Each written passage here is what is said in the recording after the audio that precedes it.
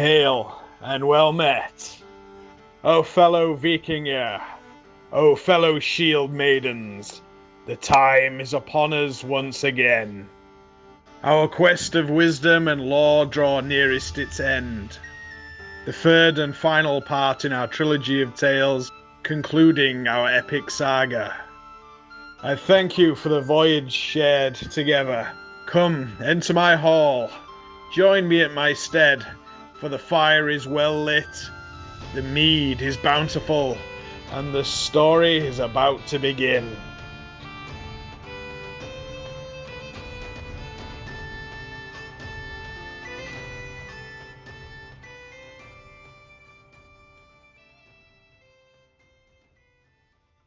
Today's tale is one of pride and trickery, vengeance, and the foreshadowing of destruction. This is the story of the Stonemason and the Wall of Asgard. All is well in the realm of Asgard, home of the almighty Aesir gods. Nestled peacefully within their halls, feasting, drinking, singing without end, their minds resteth at ease. Free for sordid thought, yes, all is well for now. Then one day a mysterious figure treads lonely into Asgard, shrouded in an enigmatic visage and bearing no name. Brazenly he enters with a mind of intent. Who is this man, you ask? Who could be so bold as to walk into the gods' home without invitation? With their nigh omniscience, the gods quickly became aware of the stranger's presence. The gods spoke. Whoso dares foolishly enter the home of the Aesir? Speak, unnamed one. Forgive my intrusion. I bear no ill will and come to you in peace. Peace and a proposal of an agreement, an exchange that will benefit you greatly. The gods scoffed at such an outlandish proposition. What could you possibly offer us, apart from insult with such jest? We, the most powerful and feared across the 9 realms, who reside here in our keep of plenty. As great and powerful as the gods were, no being is truly infallible, as pride and ignorance are an impenetrable mist that can blind any soul. The Aesir were unaware the mysterious figure, the one who stood before them, was secretly a giant in disguise. Giants who were known as masters of illusion and deception and the mortal enemy of the gods.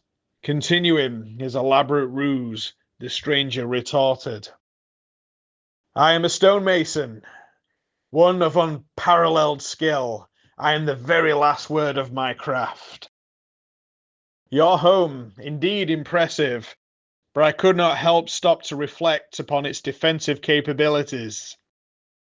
I see no barrier to protect you from the giants. You are at war with them, are you not? I make you a deal on this day. Make use of my knowledge, my skill, and I shall construct for you a great wall, a tremendous fortification encircling around Asgard, which will protect you from all manner of threat. My service, however, does not come cheap. As payment for your assured protection, I demand but 3 things. I desire the sun, I desire the moon, and I desire your goddess Freya's hand in wedlock. In addition, I require 1 extra condition, safe passage within Asgard at all times. The stonemason was all too aware of Thor and his burning hatred of his kind.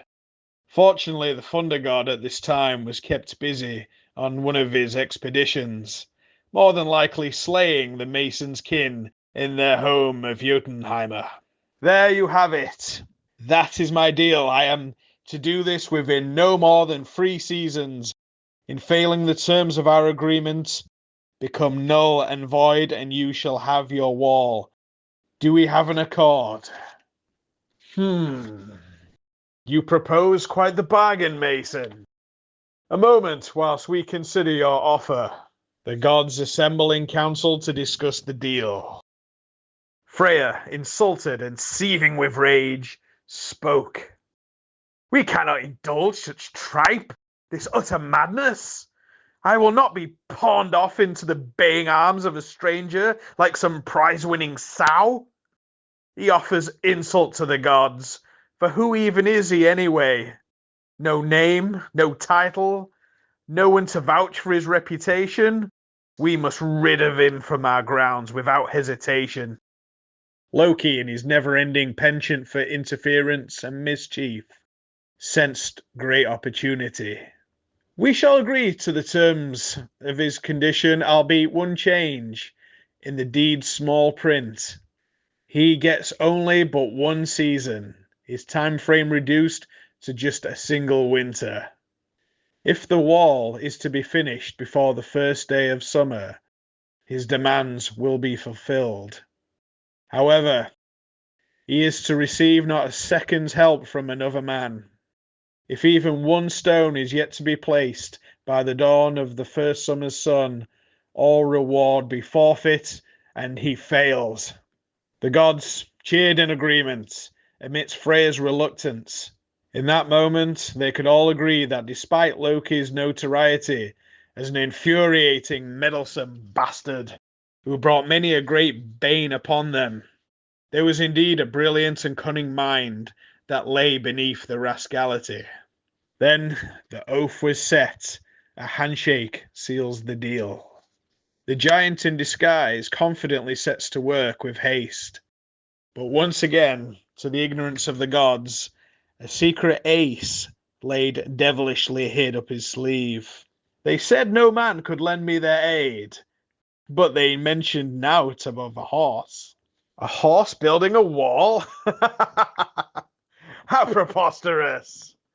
But this was no ordinary nag, but a powerful beast of unyielding vigour. His name was Svadilfari. As winter began, so did the pair's impossible task. By night, they hauled stones of sheer size. By day, the mason set them in place. Both worked tirelessly at a miraculous pace, to the amazement of any who would bear witness.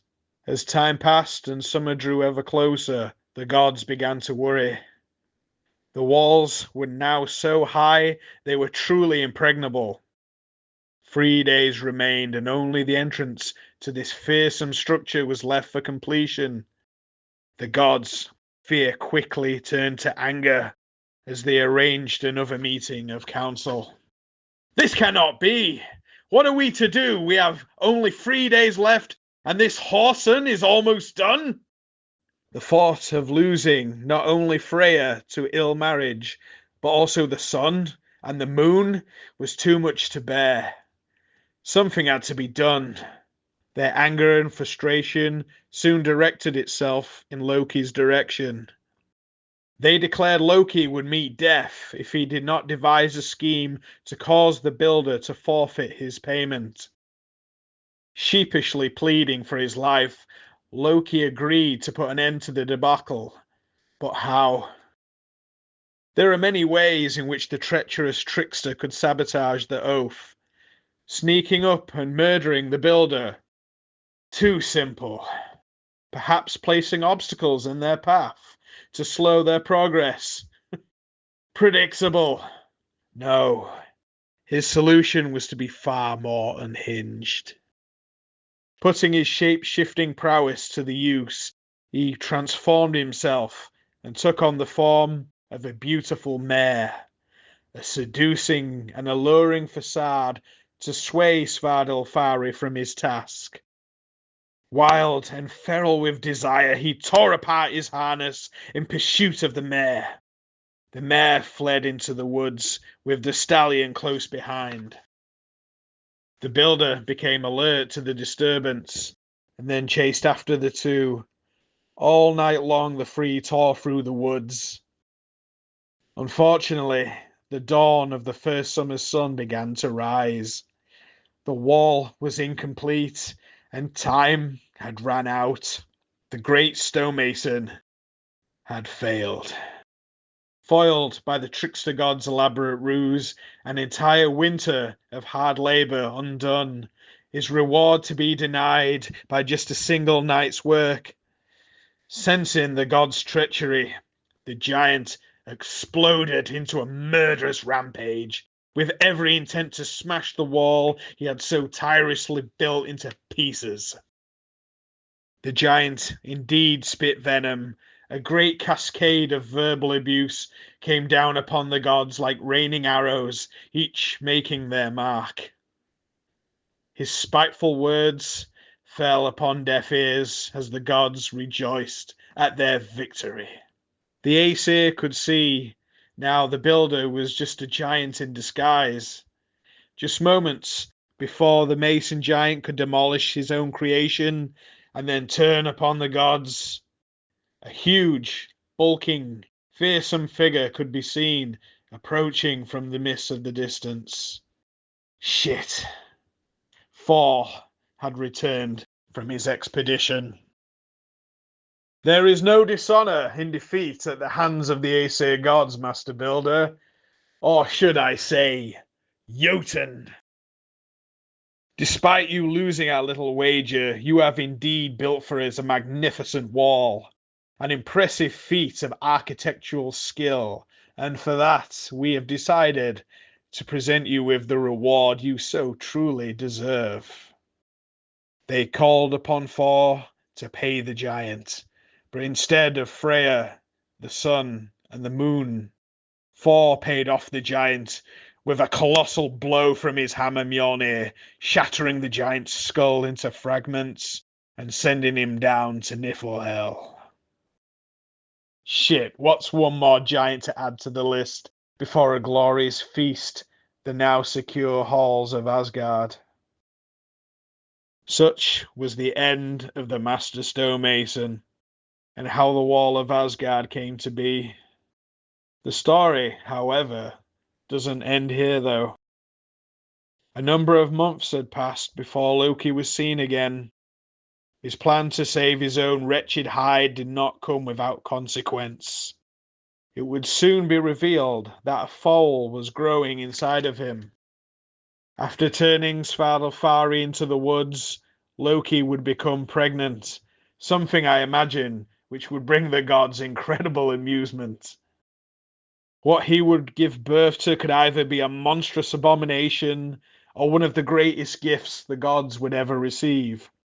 Sleipnir, a legendary eight-legged steed whose name thought to mean the sliding one, reflecting his ability to glide effortlessly across land, sea, and air.